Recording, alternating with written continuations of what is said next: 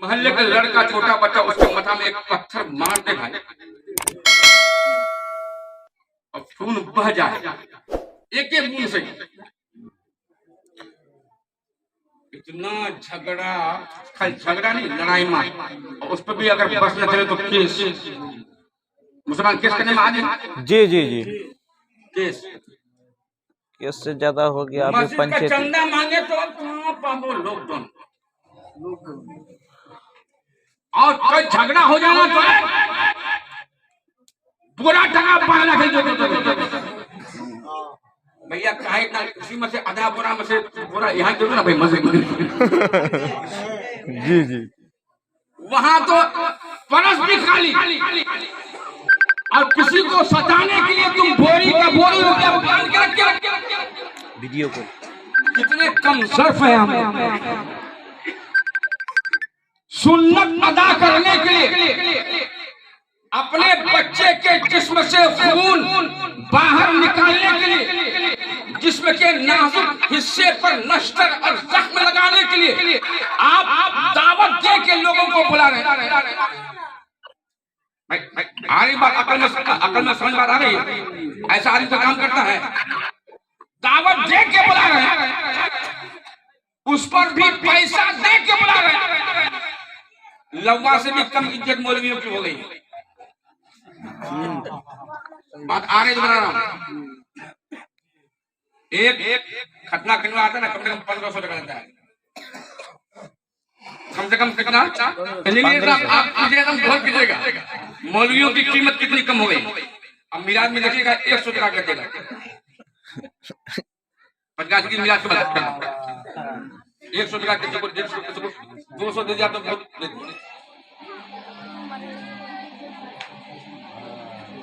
आपने उलमा को इतना सस्ता बना लिया, हमारे उलमा भी इतने पिछड़े हैं कि जहां कोई मिला कर रखता है, हाँ एकदम फुर्सत है। ये कोटो मौलवी मस्जिद में गया था, इसको फुर्सत नहीं मस्जिद। अब मिलाद के लिए अभी बात एकदम तैयार है, जुब्बा कुब्बा ये वो लगा कर तैयार है। हमने वकार अपना खुद अपने मुंह तले रोड डाला है। अगर ये हमारे हर गांव के उलमा मस्जिद को आबाद किए होते तो हर मौलवी 2 मुक्तदी को लेके जरूर, जी जी जी जी, सुभान अल्लाह सुभान अल्लाह, 2 मुक्तदी को अपने गौस आबाद को लेके जरूर आता, और फिर जब वो मस्जिद से बाहर निकलता ना तो लोग उसके हाथ को चूमने में शर्म महसूस नहीं करते, फख्र महसूस करते कि ये मेरा आलिम आ रहा है, तो बामन आलिम आ रहा है, नमाज पढ़ के आ रहा है। अब ये जहां बयान करेगा अल्लाह मामूर की प्रसाद अता फरमा देगा। मगर नहीं होता है, नहीं होता। और हम लोग भी यही करते हैं। मौलवी साहब हमारा नहीं, मेरे घर में दावत तो कर लिया।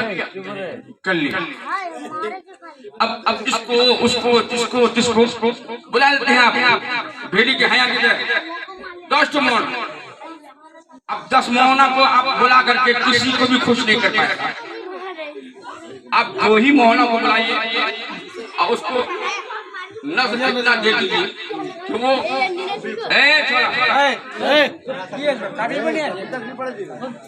जो अभी बच्चा बोल रहा कल सबका खतना करवा, हम बोल दिया नहीं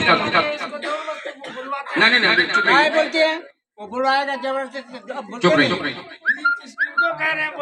महफिल में इस तरह बेद भी नहीं होती, रसूल की महफिल बैठे अदब से। अब कुछ ऐसे अनजान लोग हैं तो दिल से दुआ लेनी है तो दिल से खिदमत कर। यहाँ खिदमत करने वाले भी ऐसे, अब महफिल में आने वाले भी ऐसे।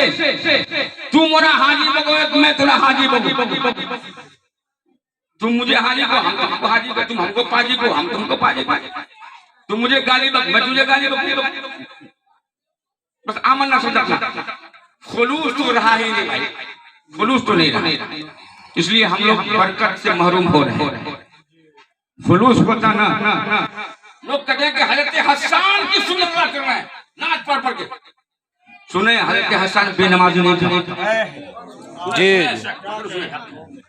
हजरत हसन जो थे ना बहुत बड़े शायर, नबी की बात का वो नमाज नहीं पढ़ता, नबी के पीछे नमाज पढ़ के तब शायरी करते थे। जमात से नमाज पढ़ के तब शायरी करते थे। तो नबी ने उसके लिए मिंबर बिछा दिया। नमाज पढ़ के नबी की नाम पढ़ोगे तो कल मदीने में हसन के लिए मुस्तफा ने मिंबर बिछाया था। तुम माशर में जाओगे तो अल्लाह हसन की सुन्नत में तुझे भी मिंबर सुभान अल्लाह सुभान अल्लाह। शर्त है हम लोग सिर्फ एक ही तरफ खाली जलसा मिला जो हम लोगों को पर फर्ज है, फर्ज को हम लोग फर्ज छोड़ के सुन्नत पे अमल करने का कोई फायदा नहीं। फर्ज पे जब तक अमल न हो, खाली सुन्नत करने से कुछ नहीं होता। सुन्नत अदा करो, फर्ज की अदायगी। वजू में सुन्नत इसलिए नमाज के लिए फर्ज अदा कर रहे हैं, उसके साथ सुन्नत भी। नमाज फर्ज पढ़ रहे हैं, उसके साथ सुन्नत भी। अगर तुम मस्जिद में जाकर सिर्फ सुन्नत पढ़ के आ जाओगे, जाने का कोई फायदा होगा? मतलब नहीं, कोई फायदा होगा? तो फिर जब सुन्नत फर्ज के बगैर मुकम्मल नहीं, सुन्नत फर्ज के बगैर मुकम्मल नहीं, तो ऐसी सुन्नत लेके हम क्या करेंगे कि मिलाद हो रही है, हम लोग नमाज नहीं पढ़ते हैं, सुन्नत रसूल खतरा अदा कर रहे हैं, मगर यहाँ गुलकारी हो रही है, माँ बहनें जोर से आवाज से गाना गा रही है। किस रसूल की उम्मत की बेटियों को जोर से कुरान करने तिलावत करने का हुक्म नहीं। माँ बहनों को जोर आवाज से तिलावत कुरान करने का हुक्म नहीं है। औरत अगर ज्ञान जोर से कुरान पढ़ेगी ना तो मना करने का हुक्म, मना कर दो, उसकी आवाज भी पड़ता है। कुरान जोर से पढ़ने का हुक्म नहीं। गाना गाती है ऐसा कि पूरे मोहल्ले के औरतों को इकट्ठा करके गाना गाती है। पता उस घर में रहमत आएगी, उस घर में बरकत आएगी? नहीं आएगी। बेपर्दगी का मुआलम, बेहयाई का मुआलम कि लोग आंगन में औरतों का नाच होता है। मुस्लिम घरानों में हम लोग अपनी बहन बेटियों को सजा के भेजते हैं ताकि गैर मर्द की तरफ निगाह उठे। तेरी बेटी को, बहन को अगर कोई अजनबी आदमी गौर से देख ले तो तुम्हारे गुस्सा के आग बबूला हो जाता है कि इधर निगाह उठाए। और इनमें क्या होता है? यहाँ तो सच खच की आती है, बाप भी चुप चुप, भाई भी चुप चुप, बेटा भी चुप चुप, इलाका भी चुप चुप, समाज भी चुप चुप। किसी के मुंह में जबान आए कि जो हयाई की निगाह मेरी बहन बेटियों पर डालता है, कि दावा करते हो उसकी आंख निकाल लेंगे। आज तेरी जबान खामोश क्यों हो गई है कि पूरा रिश्तेदार मुहरिम गैर मुहरिम सब आकर के उस लड़की के सर पे आंचल नहीं है, जिस लड़की के सर सीने पे दुपट्टा होना चाहिए, जिसके आंचल में अल्लाह ने वो तासीर अता फरमाया था कि अगर मुस्लिम घरानों की बच्चियां तिलावत और नमाज पढ़ के आंचल उठा के से दुआ की, बारिश की दुआ की थी, तो अल्लाह ताला उस आंचल के सर से मेरे बरसात अता फरमाया था। आज उस बहू बेटियों की आंचलों में वो तासीर क्यों नहीं? बीमार बच्चों पे माँ अगर आंचल डाल देती थी ना तो बलाओं से वो आंचल साया करती थी, बलाओं से आंचल हिफाजत करती थी। आज माओ के सरों से आंचल हट चुका है, उनके सीनों से दुपट्टा गायब हो चुका है।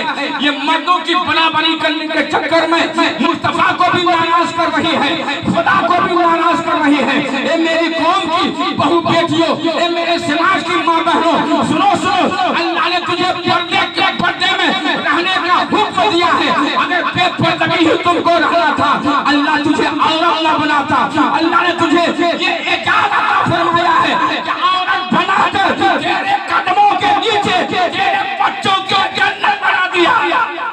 सुभान अल्लाह सुभान अल्लाह। इतना बड़ा एजाज तुझे अल्लाह ने दिया, इतना बड़ा मर्तबा दिया, तो तेरे कदमों के नीचे बच्चों के लिए जन्नत करार दिया, तो तुझे कैसा कराना चाहिए?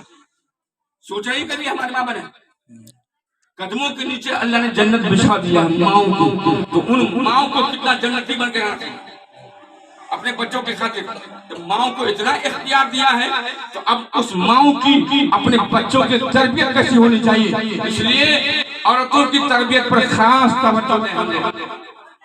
बेटी है तो, बहन है तो तवज्जो दें। ये बच्ची जब कल बड़ी होगी और इस्लाम के सांचे में तरबियत पाके बड़ी होगी ना, तो यकीनन दोस्तों घर में फिर इस्लामी माहौल पैदा होगा, घर में फिर तासीर पैदा होगी। वरना फिर हम लोग जिस गड्ढे में गिरते जा रहे हैं, उम्मीद नहीं कि फिर कोई बचाने वाला आएगा।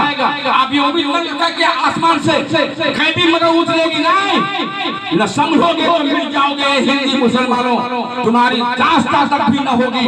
दास्तानों में यकीन हमें अपनी दास्तान बचाना है। मुसलमान मिट सकता मगर इस्लाम को अल्लाह मिटने नहीं देगा। जी। तुम समझ लो, हमसे तुमसे इस्लाम है। हम जैसे इस्लाम के मानने वालों से जो मुसलमान के घर में पैदा हुए, गाय का गोश्त खा लिया मुसलमान, गाय का मुसलमान कटा के उंगली शहीदों में नाम दावा करते हो कि नबी के नाम पे जान उठा देंगे। अरे फिर मस्जिद में तो आके देख, जी। मस्जिद में आके देख, तब समझ में आया कि वाकई तू जान देने वाला है। ये झूठा दावा मत करो कि नबी के नाम पे जान उठा देंगे। जान कौन उठाएगा?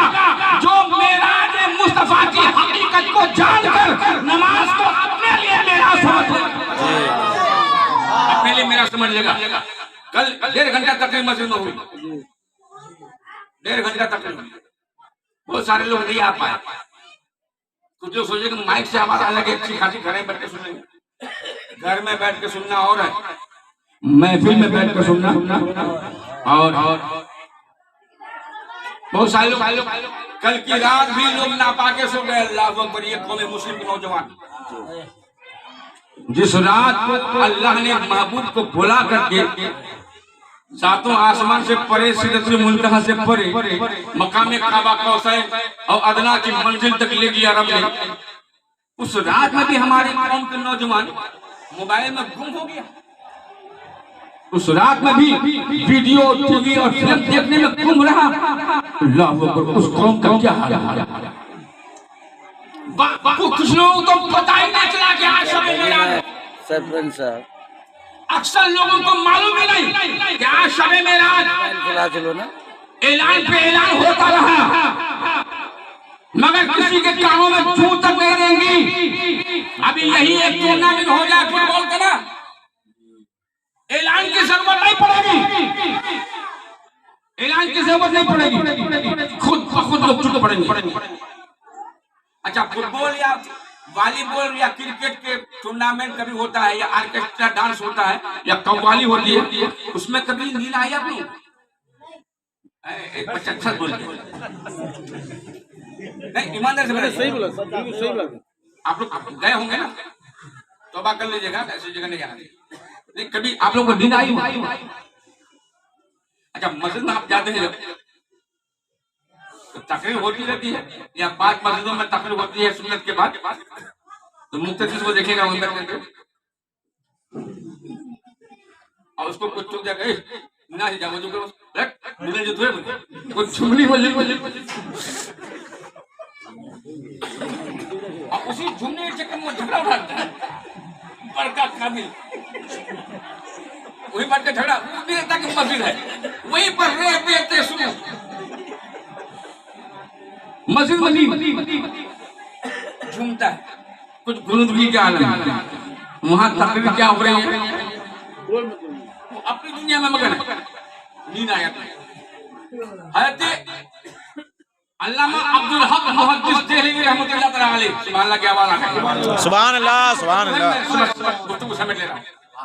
अल्लामा मुहद्दिस अब्दुल हक मुहद्दिस देहलवी रहमतुल्लाह अलैह से किसी ने पूछा कि हुजूर, जो पहले तो ये होता था ना, तवाइफ में डांस होता था उस जमाने में, कजरियों का डांस होता था, ऐसी महफिलों में लोगों को कभी सोते नहीं देखा कभी उन लोगों को नींद नहीं आती।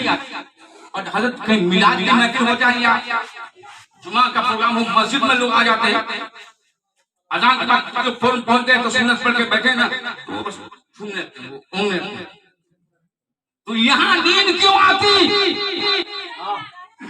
उन महफिलों में नींद नहीं, यहाँ क्यों? ऐसे अल्लामा मुहद्दिस अब्दुल हक मुहद्दिस देहलवी ने जो जवाब दिया है, मोमिनो दिल के कान से सुनो। उसने फरमाया, ए मेरे मुरीदों, कांटों में नींद नहीं आती, फूलों में नींद आती। सुभान अल्लाह, सुभान अल्लाह। नींद कांटों के बिस्तर पे नहीं आती, नींद फूलों के बिस्तर पे आती है। ये कव्वाली की महफिल, ये डांस की महफिल, ये लोगों का टूर्नामेंट कराना, ये कांटों का बिस्तर है, नींद नहीं आएगी। मस्जिद फूलों का बिस्तर है, नींद आ जाती है, फूलों का बिस्तर है, सुकून मिल जाता है। ये लोगों जब मस्जिद में आकर के तुझे सुकून मिल जाता है तो सुकून से अगर नमाज पढ़ लेगा, अल्लाह तुझे कब्र में सुकून अता फरमा देगा, अल्लाह कब्र में तुझे आराम अता फरमा देगा, फिर ऐसी नींद अता फरमाएगा कि लेटोगे कब्र में, उठोगे मैदाने हश्र। सुभान अल्लाह, सुभान अल्लाह। चैन की नींद लेना है, चैन की नींद लेना है तो सुकून से इबादत कर ले। अल्लाह को बंदो, मेरे अजीजों, मेरे यारों, वो इबादत कर, दिल से इबादत कर कि अल्लाह ताला कबूल फरमा ले। और आज इस महफिल में हम लोगों का यहाँ आना भी कबूल फरमा ले, आमीन। और बेअदबों की गुस्ताखी को भी अल्लाह माफ फरमाए। अपने रसूल के सदक़े में जिक्र मुस्तफा की महफिल को अल्लाह कबूल फरमा ले। वमा अलैना इल्लल बलाग। अस्सलामु अलैकुम।